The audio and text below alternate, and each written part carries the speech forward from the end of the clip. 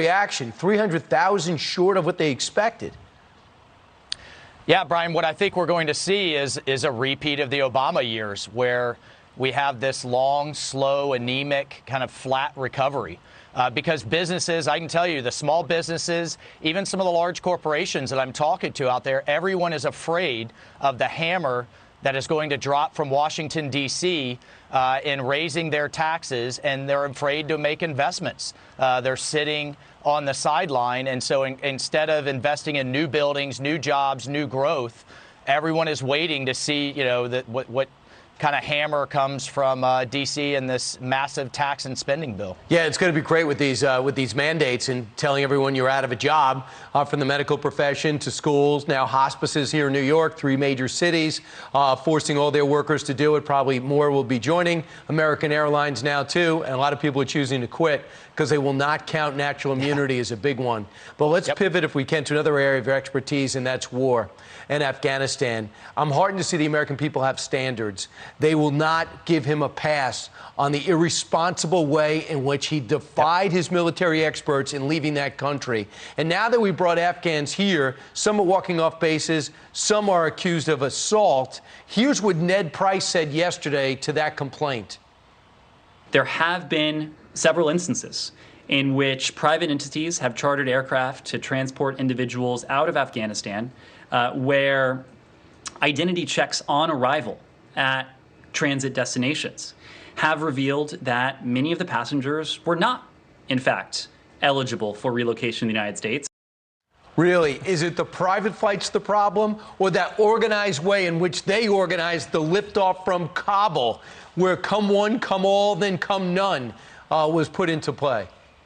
You know, Brian, these groups, and I'm in touch with a lot of them and trying to help a lot of them from my office. These veterans quit their jobs. They've left their families. Once again, after many years of deployments, many of them emptied their savings account to help buy these flights. They are doing State Department's job for them. And how dare him stand up there and blame these groups if maybe they, didn't cross a T or dot an I, because there are hundreds and hundreds and hundreds of Americans still there. Blinken's lying about this number, and what State Department is upset about is that these veterans groups aren't going to quit. You never leave a fellow American behind. You never leave a fallen comrade that stood and fought with us.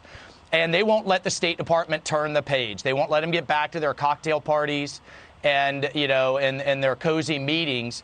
They're still out there. They're still rescuing Americans. And they just landed a plane last week in Chicago of 116 U.S. citizens, 50 kids, and they went back to school. These kids went back to school in California and Florida and Tennessee and other places that they were, because they were trapped. It's just disgusting, Brian. They leave people behind. You get them out. They obviously just put anybody they wanted on those planes with very little screening. There's problems when they bring them here, and they're going to blame them on you guys. Inexplicable, inexcusable. But there's something you are doing that's good, and you're going to be one of the featured speakers at Pray Vote Stand Summit. That's streaming live on Fox Nation through today. What's your message? Well, I want everybody to understand that we're on a road to another 9/11, unfortunately, with what Biden has done in Afghanistan, that we're far less safe. This notion of over-the-horizon counterterrorism over there isn't going to work. And, we need to be on guard as Americans because this cancer that we've left behind in Afghanistan is going to spread and is going to follow us home. The other piece, Brian, is on China. You and I have talked a lot about it.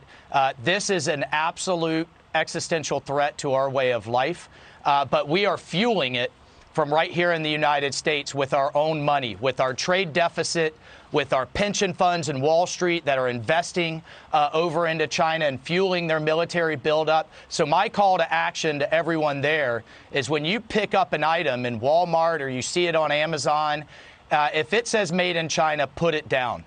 We have to stand up and act. And we have to draw the line with all of these companies that have no problem boycotting Georgia, in their freely elected legislature, but yet when they're making billions over on the backs of slave labor from a country that is persecuting Christians right now as we speak, we need to, as conservatives, stand up and take a stand. How about torturing Muslims? Concentration camps. Does Right. that matter? Not really. It should. And I look forward to that message. Going to see it on Fox Nation. Congressman Michael Waltz, involved in just about every aspect of American life. Thanks so much. Thanks, Brian.